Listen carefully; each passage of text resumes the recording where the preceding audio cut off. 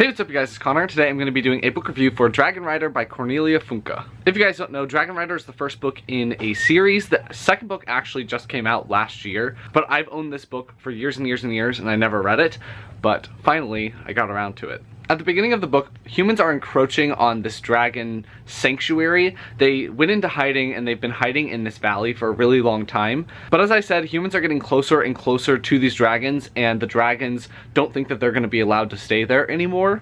One dragon named Fire Drake and his friend Sorrel, who is a brownie, decide that they have to leave this valley that they've been in for a really long time and go and find this place that the dragons had originally come from in order to find a new home for all of these dragons where humans are not going to be able to find them. So it follows Fire Drake, Sorrel, who is the brownie, as they leave this temporary sanctuary to go and find a more permanent home. As they leave, one of the older dragons warns them about the Golden One, and it follows their journey after that. There's also a human character, obviously, because there's a dragon rider and there's a boy on the front that comes into play. His name is Ben, and he helps them along on their journey. And there's another key player really in the mix, which is a little homunculus called Twigleg. He bops in and out of the story as it goes along. This is an older children's book, and it's really targeted towards maybe a little older children, younger middle grade readers, so know that before going in because it definitely has that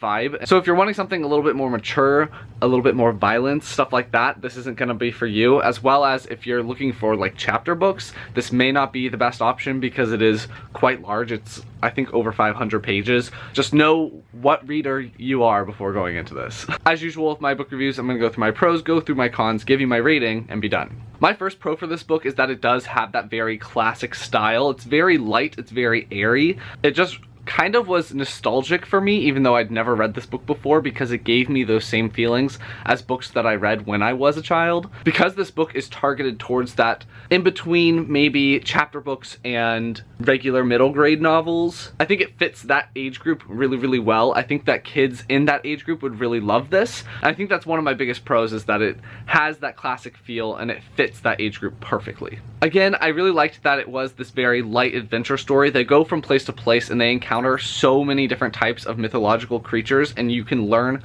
so much about these different creatures by just reading this book. There's obviously dragons and homunculi and brownies, but there's also dwarves, there are djinn, there are fairies, and sea serpents and everything like that. So you get to see a lot of different mythological creatures, and I loved that. And because this book is very adventure heavy, they go from place to place and meet different creatures and have to deal with them along the way. As you get deeper and deeper into them, it just becomes cozier and cozier and you feel like you're just having a really good time. This is that kind of book. You get deeper and deeper into the story and you travel a lot and you see different things and you experience all these new experiences with the character, and I think that that's just very fun. One thing though, with it being a very adventure story that goes from place to place and you meet different creatures, is that it becomes a little bit formulaic. So as they're traveling, you're like, okay, here's coming the next creature. What's it gonna be? How are they gonna deal with it? So you know what's gonna happen as they're traveling from place to place, but it's still a very fun time.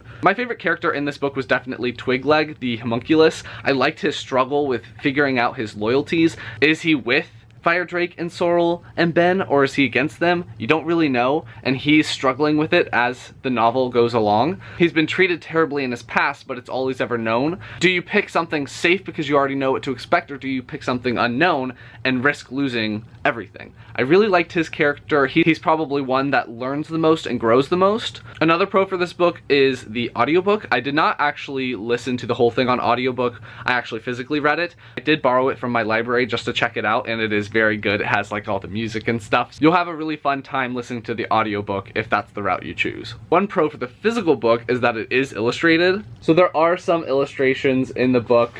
There's not a ton, but they are there, and I enjoyed them. Sorrel is also a character that I really enjoyed. She's very sassy and very abrasive, I guess would be the word. She doesn't have much of a filter and speaks her mind and wants people to know exactly what she's feeling and thinking as she's feeling and thinking it. Her and Twigleg have a lot of banter going back and forth, so that made the book even more fun. Ben and Fire Drake were fine. They were kind of blandish characters, but they were easy to get behind because of that. You definitely can root for them because they don't have too strong of opinions on anything, really. So I think that that was done so that middle grade readers could easily put themselves in the role of Ben and going on this adventure with a dragon and a brownie. Now I'm going to go into a couple of cons that I had. The first con that I had was that this, compared to more modern books, is a lot more safe. So parents that don't want their kids to read anything a little bit more violent or a little bit more exciting would actually really go for this book because it doesn't really ever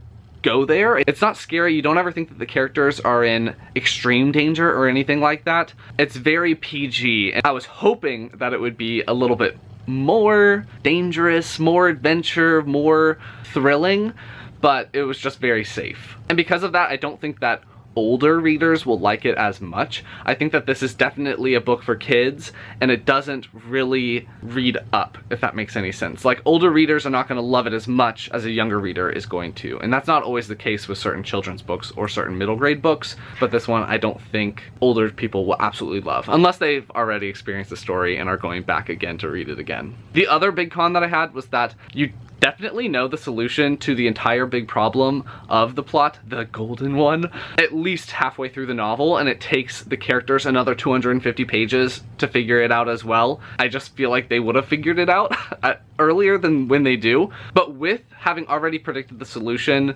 way earlier than the characters did, I think it was still fun to see how they implemented the solution. So overall, I really enjoyed this novel. Putting on my kid lens and reading it that way, and putting myself in the shoes of my previous 10-year-old, 9-year-old self, I think that this is a great novel. As I said, I don't think that I love it as much now that I'm an adult and going back and reading it, but I definitely think it's one of those books that younger children will absolutely love. I ended up giving this book 4 stars. I think if you're in the age range between 8 and 11, you'll absolutely love this book, and if you have younger readers in your lives, I definitely recommend this one for them. So that's gonna be my review of Dragon Rider by Cornelia Funke. If you like this video, please give it a big thumbs up and comment down below if you've read this book before. It was a very popular book when I was a child. I just never got around to reading it until now. If you've read the second book or you're gonna read the second book, let me know that as well. Also, in case you're wondering, my shirt says Dear Naps, I'm sorry I hated you as a kid. Me. Just because I know at the beginning of the video it said Dear Naps on the top, and it would annoy me if I didn't know what the rest of it was.